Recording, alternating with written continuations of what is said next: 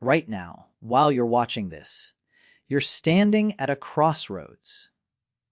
You can't see it, and that's the strange part.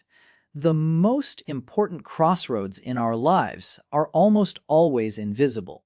But here's what's even stranger. You didn't just arrive here. You started walking toward this fork this morning. Before your first cup of coffee, maybe. Before you even got out of bed. In the last video, I told you about a man standing on a street corner. I said loneliness was what broke him. But that wasn't the whole truth. Loneliness was just the place where he finally noticed what had been happening to him for years. The real change started long before that, at forks in the road he never even knew were there. Now, picture two people. They want the same thing, more money. The first one pictures having enough and feels calm.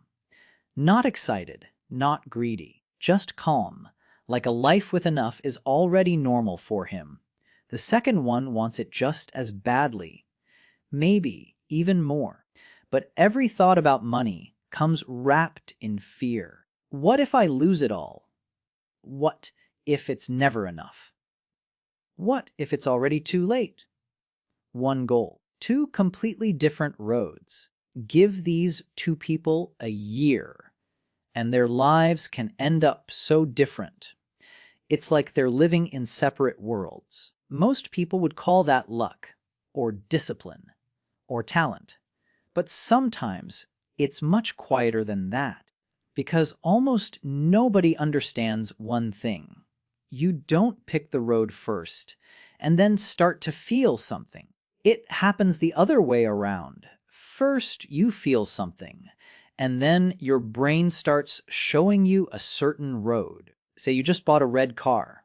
The next morning, red cars are everywhere, at every intersection, in every parking lot, on every highway. Did more of them suddenly appear? Of course not. Your brain just decided this matters now, and it stopped hiding them from you. Life works the same way. Deep inside your brain, there's a filtering system, and it has an impossible job. Every second, millions of signals fight for your attention. Showing you all of them is impossible, so your brain chooses. But not just based on what you think. It chooses based on the state you're in. Fear tells your brain, look for danger. And suddenly, danger is everywhere. A sense of lack says, look for what's missing. And suddenly, it's the missing thing that jumps out at you the most. Opportunities don't disappear. They just get quieter, harder to notice, less convincing, less real. This isn't magic. It's navigation. The state you're in quietly decides which road gets lit up. And once one road is lit, most people never stop to ask why they're walking down it in the first place. And this is where it gets interesting. Science can already explain how that filter works, how attention works, why your brain lights up one path and barely notices the other. But then, science walks up to a door. Behind that door is a question it still can't answer. At what point do we stop just seeing one version of reality and start living inside it? Nobody knows that yet. Stops at the threshold. But even what it already knows is enough to change your life. Because if fear keeps you scanning for danger, you're going to make decisions that match the danger you already see. Calm points your eyes toward possibility. Your decisions change too. Not because reality changed overnight, but because the road you were able to see changed. And here's something you need to hear. This does not mean every tragedy was your fault. It does not mean illness is just a state of mind, or that poverty is a choice. The world is still unfair. People still betray you. Bad things still happen to good people. And anyone who tells you otherwise is selling you false certainty where none exists. But here's what is true. You can't control every road, but you can influence which direction your eyes go looking. And over the years, that changes far more than most people think.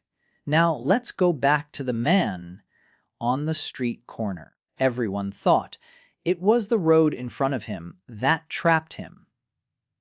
But it wasn't. He didn't choose what happened to him in the beginning. It just happened. But everything after that fear was the one choosing. What he noticed, who he trusted, where he stepped next, step by step, fear narrowed his whole world down to a single corridor. He was standing there, holding a steering wheel he never knew he had. And now, here's what matters most. Because this whole time, I haven't been talking about him. I've been talking about you. Right now, you're in some state too, and it's quietly turning your wheel. It did it this morning. It's been doing it for years. Quiet fear. That just doesn't happen for me. Silently deciding which road you were even able to see. You've been driving too, with your eyes closed. Just like him. But now you can breathe out, because there's a difference between him and you. He never found out he was holding the wheel. You just did. Yeah, you can take a wrong turn. Everybody does. The wrong relationship, the wrong city, the wrong year of your life. But a wrong turn is not a life sentence. No corridor locks behind you. The second you step into it, the wheel was turning without you knowing. But knowing is exactly where the choice begins. You're not stuck. You were never stuck. You were just driving with your eyes closed. And now, for the first time, you've opened them.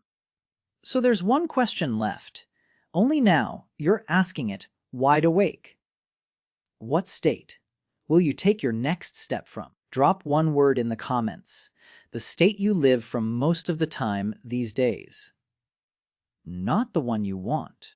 The one that's actually there. Let's look at that feed together. Sometimes, to see your own corridor, you just have to say it out loud. Subscribe.